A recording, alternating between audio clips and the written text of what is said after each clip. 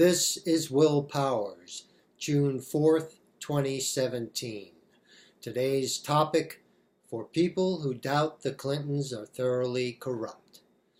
The mainstream media would rather you look the other way and not at the Seth Rich murder, which they dismiss as a robbery gone wrong. However, the victim was not robbed, and there is no evidence supporting such a conclusion, except for some vague crime statistics that prove nothing. While NPR, National Propaganda Radio, and the Washington Roast, where the truth is toast, and the New York Times, where they print all the news that fits the narrative, would like you to believe his murder has nothing to do with his job at the DNC. But in an interview you can see on YouTube, linked below, Julian Assange gave his near assent to the idea Seth Rich was the source of the DNC leak. On a Dutch television program, Assange said, "Whistleblowers go through significant effort to get us material at significant risk to themselves. There is a 27-year-old DNC worker who was shot in the back on the streets of Washington, D.C. just a few weeks ago for unknown reasons." The interviewer wants to know what he is suggesting. And Assange says, "I'm suggesting that our sources take risks, and they become concerned to see things occurring like that." Assange cannot say outright that Rich was the source of the leak to maintain the integrity of WikiLeaks, and Assange's pledge never to reveal his sources, so that other sources will know he will protect their anonymity. However, Rich's anonymity is no longer a concern for obvious reasons, so Assange is trying to say Rich was the source of the leak without saying it outright. And then on May 16th, Rod Wheeler, a former Washington, D.C. homicide detective, according to his LinkedIn account and also a Fox 5 contributor, made some startling claims regarding the murder. Wheeler was investigating the murder when someone he trusts inside the police department told him Seth Rich's laptop had evidence that proved he was in touch with WikiLeaks before he died. He pointed to Seth Rich's laptop as vital evidence in the case. For some reason, the laptop is still in police custody, although it is not evidence of a robbery gone wrong, the current theory the D.C. police are working. Or, as Wheeler at first stated, they were warned off the case.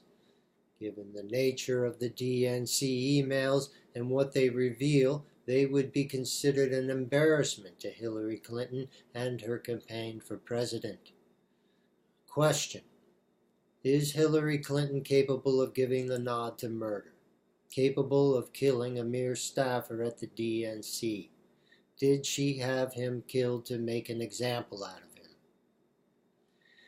If you have any doubt, consider her relationship to Vince Foster and the mysterious circumstances under which he died. This was back in July 1993. Deputy White House counsel Bill Clinton's closest friend in childhood from Little Rock and Hillary's partner at the Rose Law Firm, a lawyer who was privy to the family's secrets as well as a loving husband and father, was shot in the head and found dead at Fort Marcy Park on a hot afternoon in July. 6 months into his presidential administration, Bill Clinton was anxious to avoid any political scandal, and the mainstream media was willing to play along. Hungry to hear an explanation for why Foster died, Clinton assuaged the reporters with his charm and a simple story, that his dear friend had been depressed. However, on the morning he died, he appeared happy. His daughter Lisa said his mood seemed better than it had in a while. Also, Foster arranged to meet a close friend, James Lyons. He seemed anxious to meet. Why would he kill himself beforehand? The location of the body is not consistent with the suicide conclusion. The lack of blood at the crime scene is a huge indicator. In some unknown location, Vince Foster sustained a gunshot wound or gunshot wounds to the head through the neck. Any evidence that supported the conclusion his death was not a suicide was suppressed by the Fisk report. The grand jury was not allowed to hear evidence from the emergency medical technicians, or EMTs, because their testimony didn't support a determination of suicide. While moving the body, neither technician noticed a lot of blood at the crime scene or an exit wound at the back of the head. EMT Ashford saw a second bullet wound on the side of the neck, meaning Foster either shot himself twice or, what is more likely, a professional did that for him. Gunshot residue on Foster's hand was more consistent with a man putting his hand up in a defensive manner toward the barrel of the gun than a man who pulled the trigger. Where did the alleged suicide note come from? Found in his briefcase after a second search. A second search! And this is days after his death, too. Plus, the note didn't have his fingerprints on it. The gun that was found at the crime scene after the first responders arrived said there was no gun. Suddenly, a gun appears. A .38. Foster only owned a .22 caliber gun. Where did the .38 come from? This is known in professional circles as the drop gun, a gun that is untraceable, that is used in the commission of a crime to lend credence to the cover story, in this case a suicide. On the night of Vince Foster's death, Henry O'Neill saw Margaret Williams, Clinton's chief of staff, come out of the victim's office carrying an armload of documents before the police could search his office.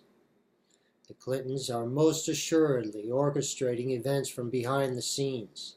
They are able to get away with this with the help from the elements within the FBI and the CIA, two organizations that help with the cover-up. You can read about Christopher Ruddy on my website. Ruddy once was a reporter who went after Bill Clinton with a vengeance. Then the president smeared his name, using Mike Wallace and CBS's 60 Minutes, and they ruined his reputation, which he has since restored with his website, Newsmax, a right-wing online media outlet. He received a glowing review from the New York Times, which he posts on his site. So why did he change his position on the Clintons?